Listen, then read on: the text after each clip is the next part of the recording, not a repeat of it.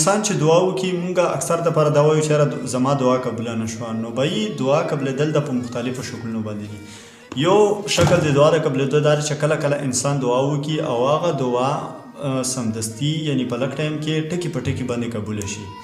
دویم شکل د دعا د قبلېدو دا دی چې همغه دعا دې قبوله شي خو لږ وروسته قبوله شي. او دریم شکل د دعا د قبلېدو دا دی چې همغه دعا دې قبوله شي خو په بل شکل کې لږ وروسته. مثلا تا د الله رب عزت نه 1000 روپۍ غوښتې وي، نو الله رب عزت په تا باندې یو بیماری راوستلو او د هغې بیماري د وجې نه به تا 1000 روپۍ تاوان کېدو.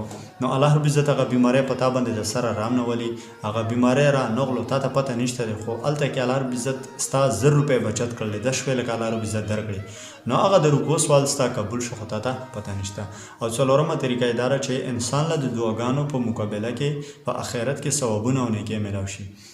روایاتو کې راځي نبي علیه السلام فرمایي چې کله انسان له د خپلو دعاګانو په مقابله کې په آخرت کې ثوابونه او نیکۍ میلاو شي، هر انسان به دا وایي چې ارمان دی چې ما په دعا کې سوالونه کولې، دعاګانې مې کولې او زما یو دعا هم قبول شوې نه وه.